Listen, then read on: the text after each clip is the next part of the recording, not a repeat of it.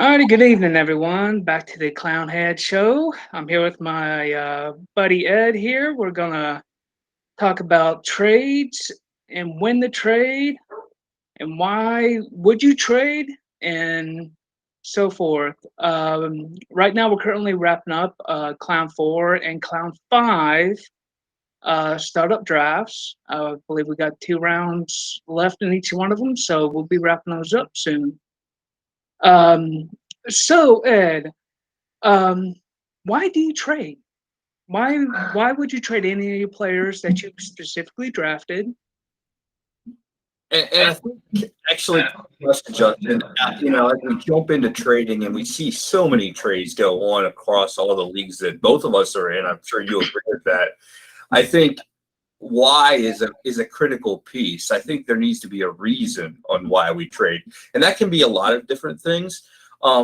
I don't think we draft to trade with the idea of trading. I think sometimes people look at the way maybe I draft and say, oh, he's drafting to trade, but that's not really the case. It's more that you trade because you set a market where your assets are better than what you bought them for. So, and I think it's really important. One of the people that I watch pretty intently and like their philosophy is on the Jeff Ratcliffe show. He mentions that you don't trade to trade, and so I really try to always filter any trade offer that comes in to say, is this just a lateral move? Am I really making my team better? And I want to make sure that at the end of the day, I can say my team is better today than it was before I made the trade. And not knowing when people get injured, so I feel like I want to be on the side of definitely having some shots to get better, no matter what the outcome of a situation. So that's why I make trades. Now, clear, people are going to play fantasy football in different ways, though. So I do recognize that. And some people, they really just want to trade. And that doesn't make that wrong. It just makes it risky, in my opinion. That's just a higher risk.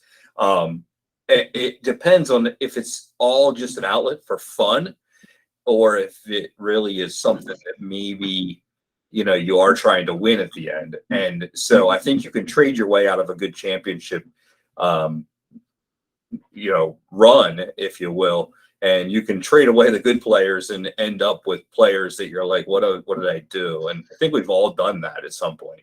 That's why. Oh yeah, absolutely, absolutely. Especially trading away like if you get lucky and draft your 4 or 5 actual starting quarterbacks, you're gonna want to get something in return. You're not just gonna give them up just to give them up. I know I've had a few trade offers on a couple of my quarterbacks. I don't care the age. I want at least 2 first round picks out of him. And sometimes I'll feel a little generous. I'll accept a first round, a second round, and throw in some other couple other players from each side just to kind of make it more enticing to make that trade. And you bring up a good point, Justin. So sometimes when we're in the league, we're looking to set up a trade for later. And so sometimes we might trade with enticement as long as we feel like in the end we're going to make our team better. I think that is important. However, when we trade things for a lower cost, now we've set the market lower. So, I feel like a lot of times when I have a lot of quarterbacks, let's say to pick a position, if we're in a multi-quarterback league, I tend to think of a quarterback as the prime asset in the league. So at that point, I want to be slow to trade. Now, I know that somebody has two is going to have a tough time trading it, but that's not really my worry, really. So I just can keep letting them ask the person with two to find out when they're willing to trade, because I know when they trade away they're one of two, that the trade value went extremely high. And then I can point to that trade and say, oh, that's where the market is. And then that makes my assets worth more. Now, sometimes that takes a year. Sometimes that takes 2 years. Sometimes that means that my assets retire. But if we remember that our bench spots are important And if they're on your bench and not in somebody else's lineup, they don't beat you. And if they're on your bench, and even if you lose, you've just controlled who wins, or maybe who doesn't win, more importantly. So at some point, people become emotional and they give up more than they should. And so it's just a matter of how patient can you be. Now, I'm in some leagues that since 2020, and they haven't gotten emotional enough to make the trade at high enough value yet in 3 years. But I've been in other leagues that since 2020, and they've gotten very emotional and sold the farm. I mean, I have my Joe Flacco trade as maybe one of my most proud ones, with 2 first-round picks and 2 seconds, rookie picks, and maybe the Teddy Bridgewater in a 16-team league where I got 2 firsts and a third last year. I mean, like there's a lot of those kind of trades out there if you just patiently wait, and they're offered to you, not you asking for that player. You just kind of sit back, and I was reviewing some trades that came in over the last 2 weeks, and they start with, hey, I'll give you a 3rd round pick for Zach Wilson, and then it gets to a 1st round pick, and I just notate, oh, I guess that guy likes Zach Wilson, but yeah, I have 7 quarterbacks. I'm not that interested in trading him when he's hurt. Like, it doesn't even make sense to trade him right now. I need to wait for him to have a 300-yard game with 3 touchdowns. Then we can talk about what he is. And, knowing that, and I guess that comes to timing of when to trade. Right now, trying to acquire rookie picks for next year is not the optimal time. When you want to acquire rookie picks for next year is somewhere around October, when everybody's kind of forgotten about the draft and forgotten about the rookies. Now, today's better than it was a month ago, but think about if you traded for the 105, how much you would have had to pay for that 2 months ago. A lot. Like, it felt really worthwhile. If I ask you what you want for Treylon Burks right now, the 105 in a lot of cases, I could probably pick him up for Jerry Jeudy type. And that would have never brought me back the 105 2 months ago. So timing matters. And I can't emphasize that enough. And you want to be on the right side of timing. You want to be the guy buying Treylon Burks now, not on draft day. And just to kind of put this in context, I didn't draft Jamar Chase at all last year. He just wasn't in the spot where I was drafting. I just never got my shot at him.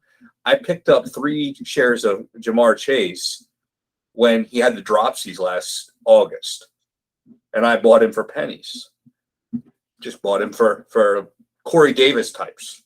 I mean, just think about that. I was selling Corey Davis, who was vibing with Zach Wilson at the time, and I just, took on some Jamar Chase shares.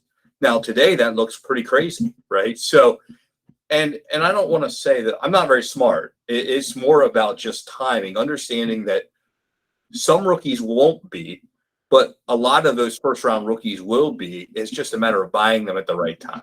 And that's when you want to go, so to kind of further that right now, buying Jameson Williams, right now, you can buy him pretty cheap. He's pretty cheap.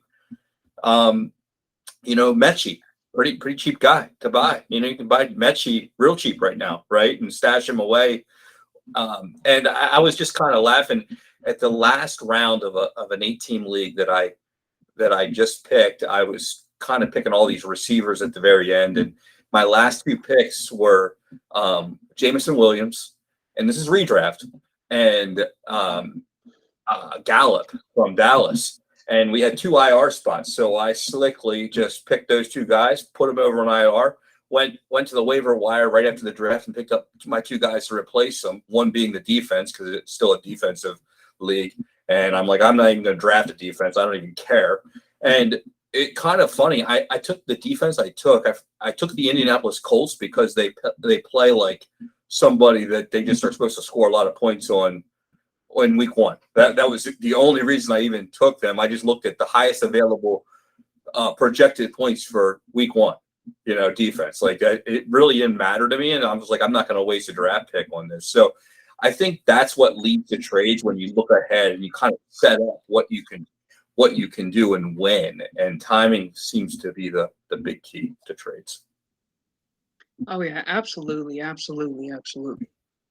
Like when I took over a orphan team, and it's really, really, really old. And I think my youngest player is on there is Trey Lance, and Drake London. And I told everybody, send me trades, send me trades. Let's try to make a deal. And I got trades after trades. And they wanted Trey Lance for like a Davis Mills and maybe like a second round pick. And it just wasn't interesting enough for me. He's still young. I'm clearly in the absolute 100% rebuild mode. My second quarterback is Matt Ryan, and he's almost 40 or like 38, 37, 38 years old. Now that's a type of player that I'm looking to try to trade away, trade away to someone that's looking to win the championship in the league, looking to get that last piece that'll help them push them over the top to win. And whether or not they're going to give up the assets to do it is totally up to them. So what will happen is, and I would even tell you that today isn't the time I would want to be trading Matt Ryan. I want to wait till he has that game that he will have with Michael Pittman, where he'll just target monster him. They'll get this big win, and somewhere around week 4, week 5, and I keep an eye on the guys that have their quarterbacks that get injured. That's the people right after the injury. Like as soon as Zach Wilson got hurt, you call the Zach Wilson owner when you're in the regular season and you just say, hey, what are you going to do at quarterback next week? You just kind of ask the question.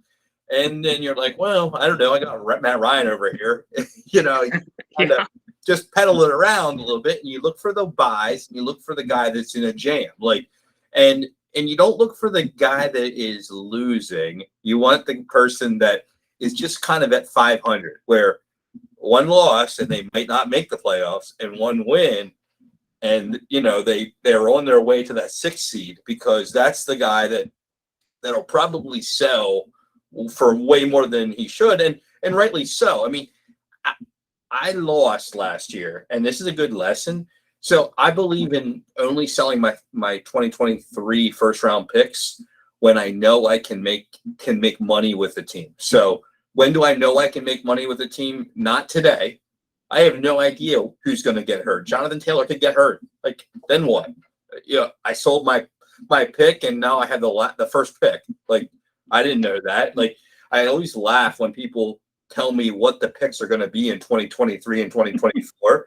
And I'm thinking, what, 60% of starting running backs get hurt every year. You know which 60% are? 17 of the starting quarterbacks last year got hurt, missed 2+ games for some reason or other of the 32. So more than 50% of the quarterbacks don't play NFL football every game either. So I'm like, how do we know that? We just know that the numbers are the numbers, and very few people that start finish. And so you don't really know where you are until about week 10. Then you have a pretty good idea if you can make money with that team or not, if you have a winning team. And so that's when you move the picks. That's the only time that you start to move future assets.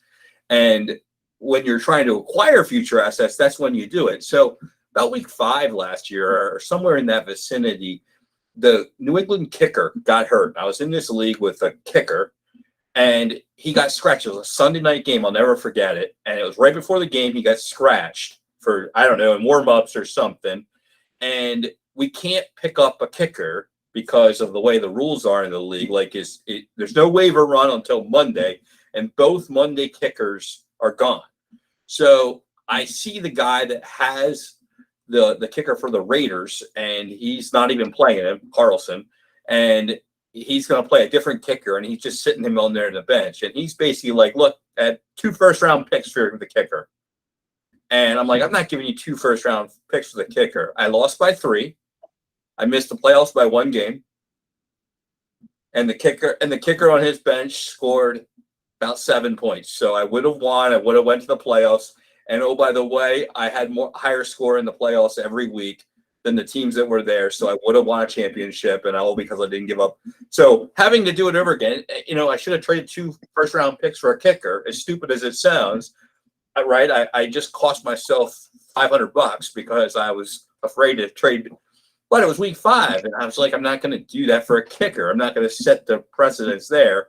And he was trying to send a message to me because I had traded to him Mac Jones for 3 first-round picks earlier, and he was kind of frustrated still from that. So, I mean, I guess it's all in all the way it works, but it's a good lesson that, the value of that kicker was pretty high. I just didn't even see it. And so that's that was a good, I credit him. Like, he made me lose. He single-handedly, with Carlson on his bench, made me lose a whole championship in week 5. And I of course track it because I was mad at myself for not making the move. So that's a good lesson on, what you can do. But anyway, I digress.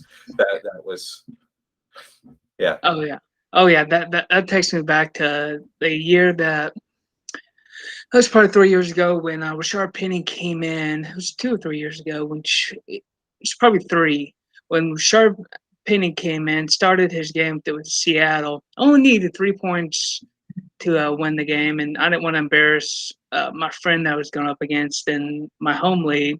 So I actually set Austin Eckler. I know you don't set Austin Eckler, but I did that year for that game and started Rashard Penny. And second or third play, I think he leaves with the injury.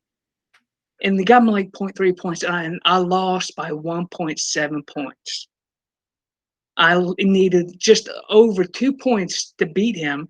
He goes to the playoffs, loses the first round of the playoffs, and I kept track of every single game that I would have been up against, and I would have won that year. It would have made me 4 in a row if I would have 4 in a row till to today of winning the championships in my home league. And I just made that rookie mistake and just said them, and I shouldn't have. So I definitely can see that happening. And get to the week 1. Play your best player. Always take your best players and play them. And you go by the rankings and play them. And I think we all have those kind of stories. But back to trades. I think you're going to see lots of trades come down the pike, and timing matters. And so I guess there was a Discord chat that I was reviewing today, and somebody asked about a trade, and it was a pretty good trade. Like, it was a pretty good trade, but the trade gets better. The trade gets better because unless there's an injury, that player will secure the job. Like, I guess it would be like moving Travis Etienne right now. Like, we don't want to move him right now. Right now, let's wait till he has that big game. We firmly believe he's going to have the big game somewhere down the line. That's when you want to move him. Somebody will get emotional and want to go get him. And if you trade right at the first moment somebody asks, you didn't build any excitement with the player. And again, there's so many emotional players in this game of fantasy that if you just stay patient, you look around at people that offer, they tell you who they like, and you just kindly decline, and you kindly decline, and you kindly decline until you create a frenzy and you create a bidding war. And that way you can get more, because in Dynasty Fantasy, you're trying to build a juggernaut down the line. You're not trying to just win this year. You're trying to win 4 out of 10. And if you can win 5 out of 10, that's even better. But really, 4 out of 10 will take care of a lot if you can win 4 out of 10 years. And so you don't always know when those 4 out of 10 are. But what you do know is that when you're dropping, I just got done dropping players, and this comes from how many trades I must make. I had teams where I had to drop 15 players this week, and so this is kind of the week when I make my player drops, and I guess maybe that's something to even touch on, because I did try to sell those players on trades, but this year found it really hard to sell off guys like Marlon Mack, who just got cut today. And those kind of assets that I was just kind of holding on the end of my bench, I just began to liquidate those. And sometimes it's okay to cut things that are worth fourth round picks. I mean, I did put them out there for fourth round draft picks, but if there's no bite, I'm okay with dropping them on a mass drop, because then I can see who bids for them. And if you put them all out there at one time, what you can do is at least get rid of some fab money, because that way when Eli Mitchell happens, they've already spent their money. So, and then if you have a league that only begins kind of, starts over their money, you want to wait till that money rolls over if you can before you make the mass drop, so that you can at least liquidate some of the bankrolls of your other owners, so that, again, you put yourself in a position where you have more money than other people, so that when there are those few roster picks, you're in a position to gain those. Now, as we talk about trades and fab, I'm a firm believer in not thinking that fab money is an asset that you trade for. So I don't trade players for money, because that money may never be used. I want things that I can definitely take a dart throw. So a third round pick means more to me than $10 fab, I guess, is where I go with that. So just important to always have those extra dart throws. I know that there's some people that think that third and fourth round picks aren't that good, but I have an awful lot of Romeo Doubs this year from the third round. An awful lot. I think I have 52 shares of Romeo Doubs. So most of them, I don't think I ever picked him in the second. So those are all third round rookie picks. And so when you're trading, get them to throw in that extra third, get them to throw in that extra fourth. They matter. And, you utilize those, and that's something that we can look at.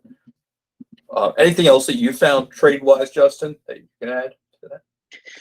Yeah, I actually had a trade offer that I accepted one of my leagues, that I got a trade offer for Davis Mills. And in return, he sent me a Jameis Winston, 23 third round that he got from another player, 23 first round, and a 23 fourth rounder. How would you value that versus say if it was let's pick a player next step up, let's say maybe a Trey Lance. How would that trade compare to a Trey Lance? So you mean getting the pick as opposed to Trey Lance, or the value, the more value that you want to get back for Trey Lance versus like a Davis Mills? So I guess I try to look at, since we do a lot of drafts, I look at where did we pick them in the start of drafts. And then the other thing that I try to look at is I'll look back at, so what we do when we do startup drafts with the Clownhead community is we list out, the rookies are picked with the kicker replacement group. And then we log what draft pick each kicker was. So we can quickly say, well, Trey Lance was the 103 at worst, 102 when he came out in 2021. And so we start to see where did that come. And then we also look at where Davis Mills, where is he getting drafted? And then what rookie pick is that around? And if Davis Mills is going in the fifth round, let's say, of our startup drafts right now, then we kind of say, okay, we got a second round and a fifth round. Where is that in that draft chronological order? And that gives me a good indication of where I need to be. Now, when I look at what am I going to get in 2023, I always think that it's 112. I know that some people are like, oh, you got to think about the middle, but I'm looking, remember, I want to get better. Every trade I make, I want to get better.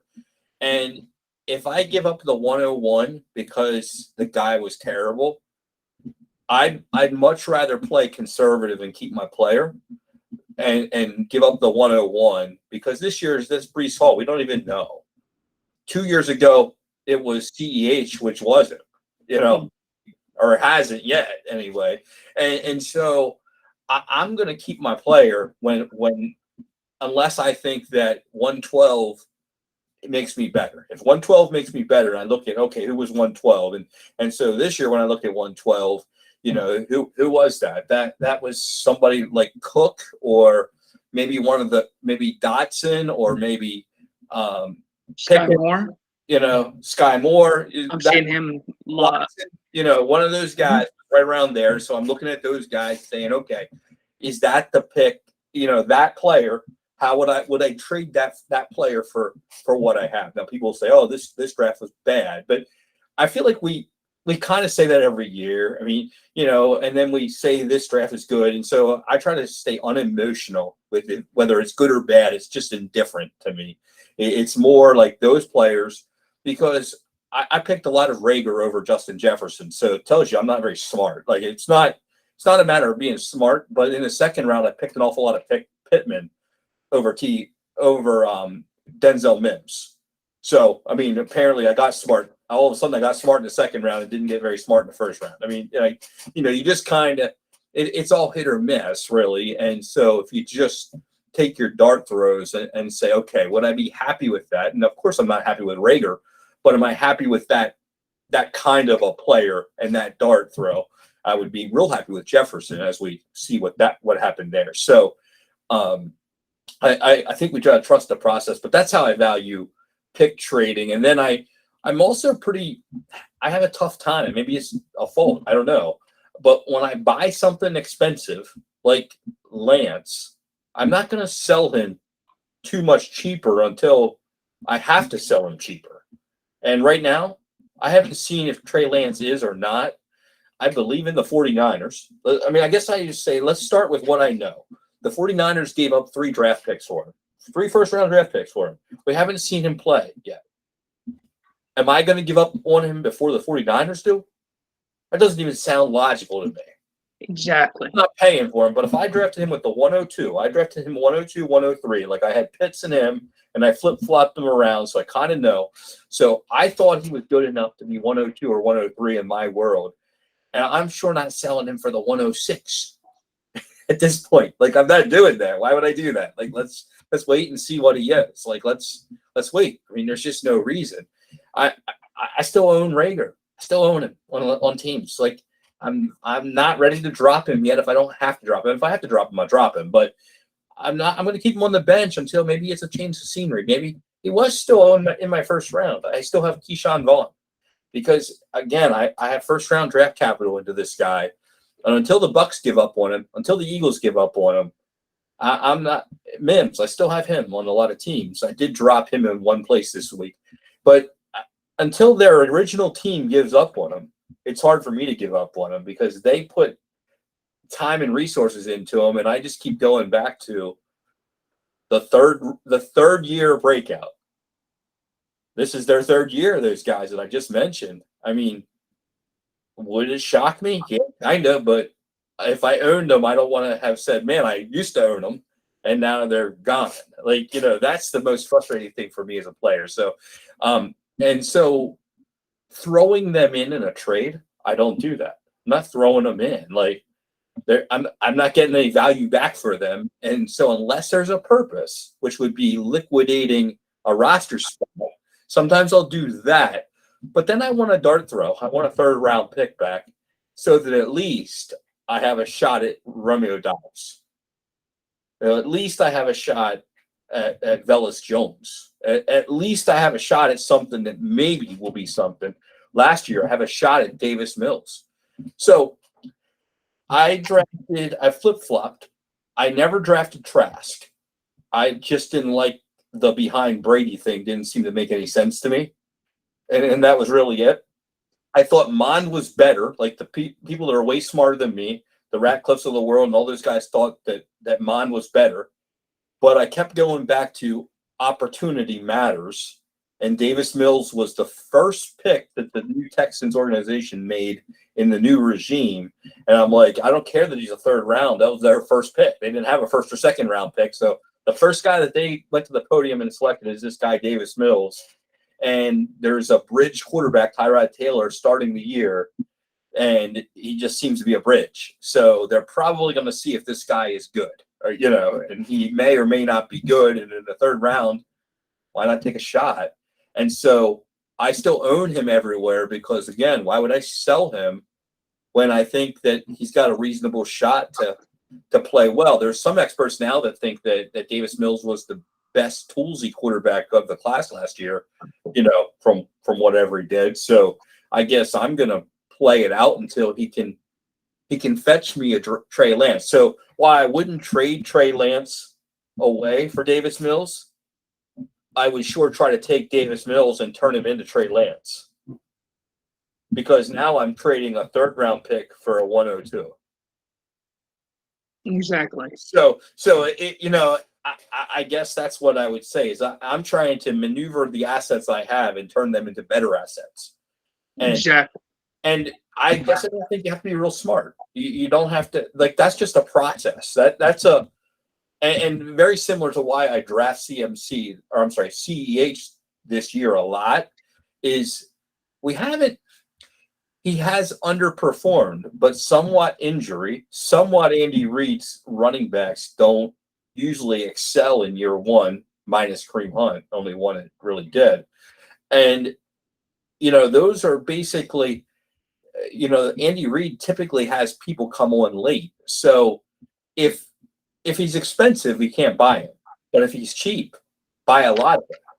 That's kind of the philosophy. And so buy the cheapest guys. And so when you're in your drafts, if you still have drafts going on, buy a lot of the assets that have value. And then not that you're looking to trade, but when you have 5 running backs in the top 10, then people come knocking on your door because you have what they want. Having assets that other people want makes your assets more valuable than what they possibly should be on the trade calculator. And then people will pull out the trade calculator and you're just like, well, that's fine, but I'm just going to keep my stuff. Keep my toys, because they're my toys and I get to decide if I want to sell my toys. And, you want my toys.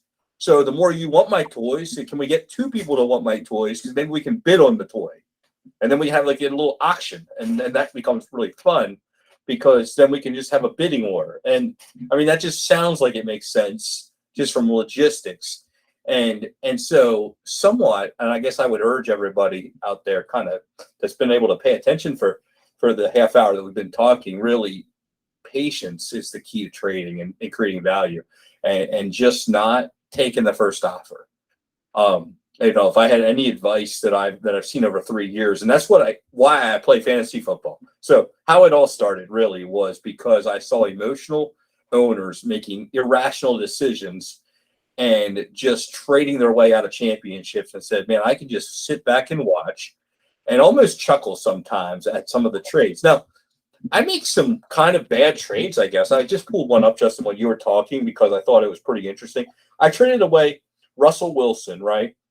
And I got back Michael Gallup, Daniel Jones, and a 2023 first. Now, my theory is nobody in the league is going to agree with me on this, except for me. But at face value, Daniel Jones is worth 2 first-round picks. So now I've basically gotten Michael Gallup and 3 first-round picks in my head for Russell Wilson, who is probably 1 or 2 years away from being not worth even 1 first, but always worth a first when you're a starting quarterback. And you say, well, how is Daniel Jones worth 2 first-round picks? Well, Daniel Jones, I have 7 starting quarterbacks in that league. Of a 12-team league, I have 7. And I traded 1 and got 1. So I didn't lose any of my 7. So that's why I still have all my 7 have a two-round minimum value, first-round minimum value. So I didn't give up. I just went from a 25-year-old or from a 33-year-old to a 25-year-old. I just gained 8 years, and I wasn't going to start either of them anyway. Probably not going to start either of them anyway. Right. Better quarterbacks than Russell Wilson. He's just the guy on the bench. And I thought, well, by crippling that guy, all I am is 1 injury away. And I think of this through 1 injury to Russell Wilson away from that 2023 first being a pretty good pick. Because that gave him his second quarterback. And I upgraded him from Daniel Jones, who has a pretty good coordinator now, to Russell Wilson. I did upgrade him a little bit, but I'm only one injury away. 17 of the 32 starting quarterbacks got hurt last year. I'm only one injury away from upgrading my 2023 first and still keeping the monopoly on quarterbacks intact. So that's why I made the move. And I'm like, oh, I get a free Michael Gallup out of the deal. And I might need I can just stash him on the IR spot until I decide what makes sense there with a receiver who, when you guys know me, know that I never draft receivers as a rule because I always feel like I can always pick a ton of them through rookie drafts or like that kind of a way. Like, would it shock you if Michael Gallup comes back in week 2 or week 3 and finishes the year with 80 catches? Like, would that be a shocking? Absolutely no. In a pass-happy offense. So now, in that trade, did I really pay anything for Michael Gallup, or was he kind of a throw-in who I can stash on my IR? Like, I didn't pay for him. He's a free. He was a free guy. I maintained the quarter. So, and that's why I say I traded with purpose there. 7 quarterbacks, still have 7 quarterbacks. Age 33 down to age 25. Daniel Jones runs more than Russell Wilson. Both are going to be on my bench, so no bearing there. One injury away from 2023 first being a value pick. And at very minimum, it's the 112 if he makes money. Exactly. And I would say that now a little bit of correlation came into it too. I have Javonte Williams, and I don't really love quarterback and running back on the same team, but that wasn't the driving principle behind the trade. It just kind of was icing on the cake. But even said to myself, hey, who do I want in the Denver offense? I want Javonte.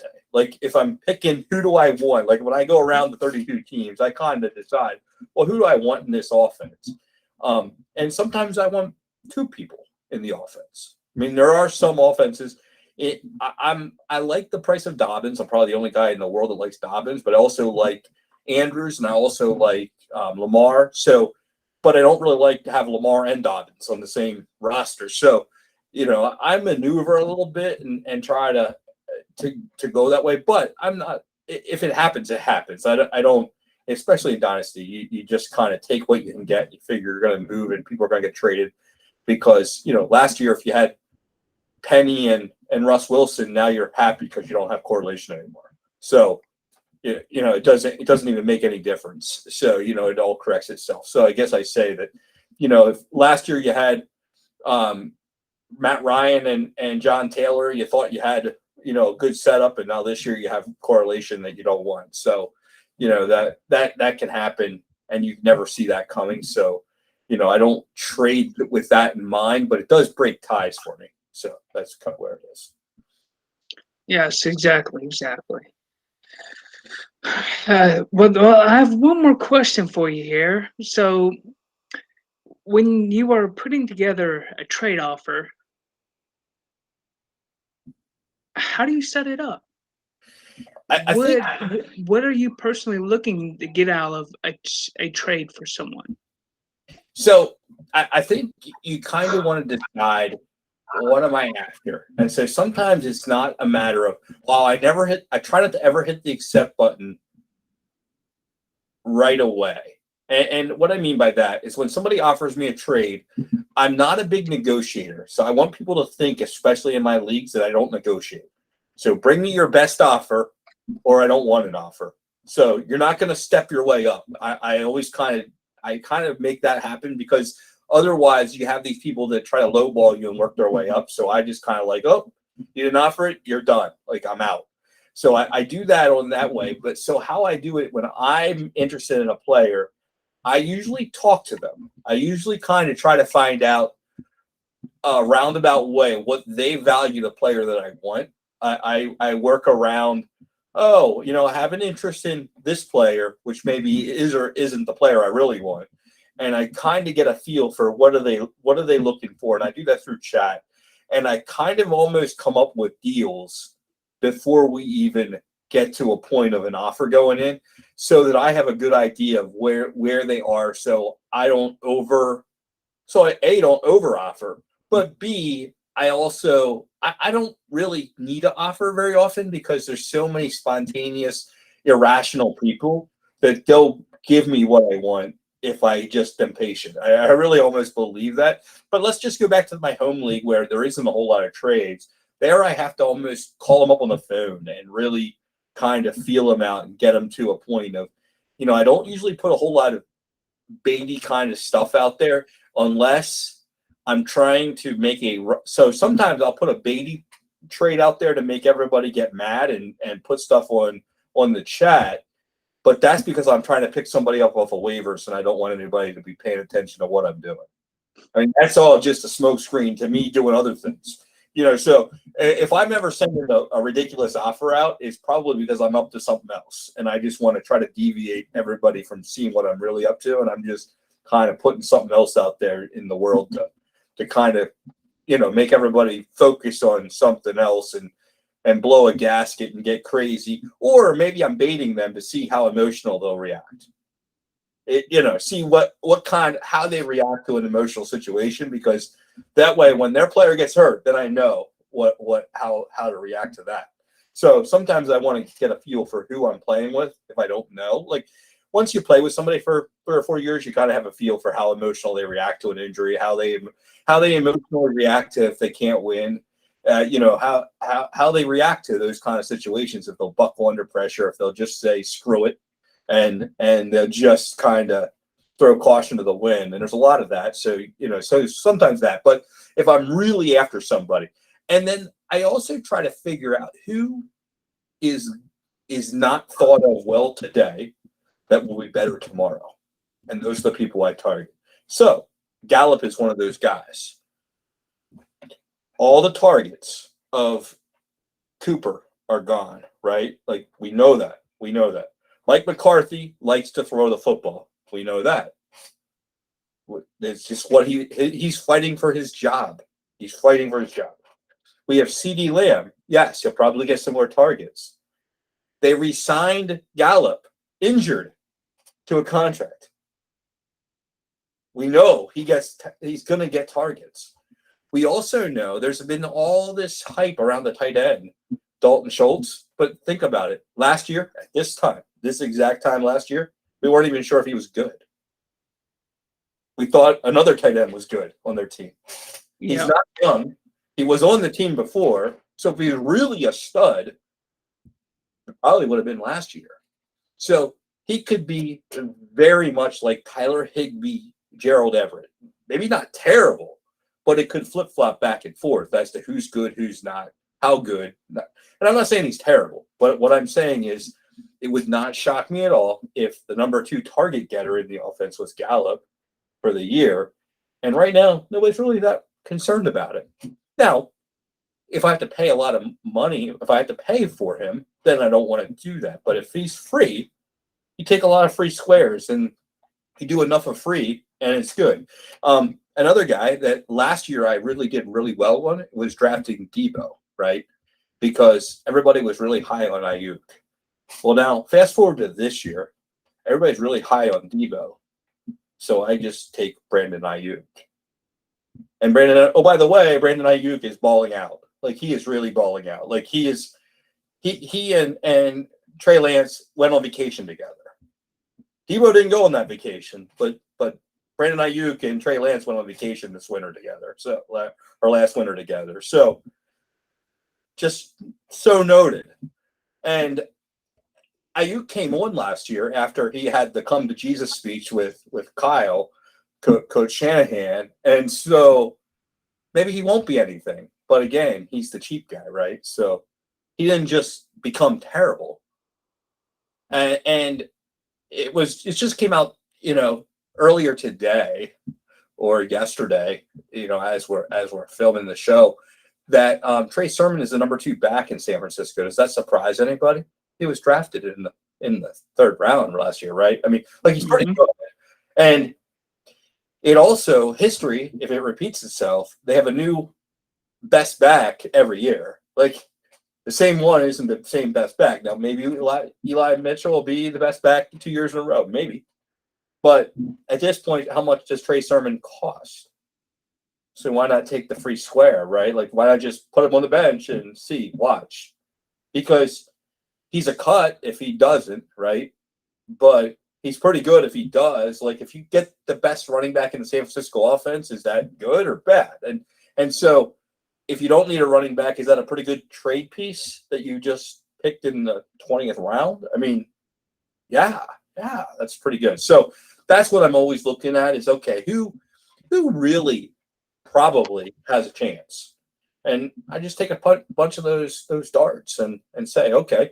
And they don't all, some of them fizzle out. I mean, Darius Slayton, I had like the most shares of him in 2020 of any player.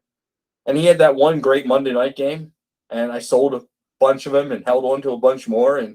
But I got a lot of stuff for him, when I sold him, and I just cut him a whole lot of times this year. So he obviously turned into nothing. But honestly, I drafted him in the 20th round. So what was it? What did it hurt? I remember last year I was on a run, and I came back and picked up Bo Scarborough off of waivers in every league I could, and Mekhi Sargent. And so these guys are probably guys most people didn't even ever hear of. And no, they never became anything. And that was cool. But I also picked up James Robinson 2 years ago, times a million. And that made a lot of sense. So it's like that. So you get some, you do lose some, but those ones that you lose, it was a $0 bid for Mekhi Sargent, but it was also a $0 bid for James Robinson. 100% there, 100% there. I picked up James Robinson when he was a rookie too, and he won me my league that year for the to bring the second championship in a row in my home league, which was really nice. And I drafted him high again the next year, and guess what? He got injured. Yeah, tore his Achilles. So it's always up and down with all the running backs. You can never determine who's going to be healthy and which ones are going to last a season. And I mean, it's almost their turn. I still remember 3 years ago, we drafted CMC, Saquon Barkley, Dalvin Cook, and Alvin Kamara, and Zeke. Those were like the top 5 picks, right? They were the top 5, right? And all of them got hurt. All of them. None of them stayed healthy. And you're like, what? Like none of them did anything. And so that's why zero RB became a thing. And then as we wrap this up, because we do definitely need to close down, and want to encourage everybody to hit the like button, hit the subscribe button, as things are going to really pick up here for the Fantasy Football Clown Show, coming up with some of our champions coming on each week. So that's pretty exciting. But as we just kind of wrap up and talk about the season itself and how you put together those trades, it's important to look at what do the other teams need and try to grab those players out ahead of time so that you have those trade pieces, for them when they come asking. Because if you have the assets that everybody else needs, then you're the guy that has the call. And so a lot of people always complain about my quarterback stable, if you will. But when people need quarterbacks, they come to me, and I try to tell them. It's almost like somebody at a gentleman's club, I guess. I think if you just throw the dollars and just kind of keep everybody away, it adds this intrigue. So I just kind of keep turning people away when they come ask for quarterbacks, and the intrigue just builds. Like, I mean, I think I refused, seriously, 15 quarterback trades today. Just in one day. Like, seriously. Like, they just keep coming with more. Like, they just want them. And, sometimes it's a first, second, and third. And I'm like, no, I'm not really doing that. Because not that the player is worth more than that in my mind, but why would I trade somebody? They're trying in their mind. They're trying to say, oh, I need a third quarterback for the season because I'm going to have a bye week. That bye week isn't going to change. The only thing that can really happen is that one of their two that they really have right now gets hurt, and now they're desperate. Right? That's the only thing that can happen. Absolutely, yeah. On the other hand, one of my 9 starting quarterbacks in that league could get hurt, and then they'd want one of the other 8 remaining. But I don't care about that. But because if one of their 2 gets hurt, the value to them just went up a ton because now it's bye week time and all they have is 1, and that guy's on bye. Now they take a 0 in the quarterback room, or they buy from me with 9, or they could buy from somebody that has 1 and sell their last 1. Well, what are they going to sell for? And if Exactly. he's good, they're really not going to sell it.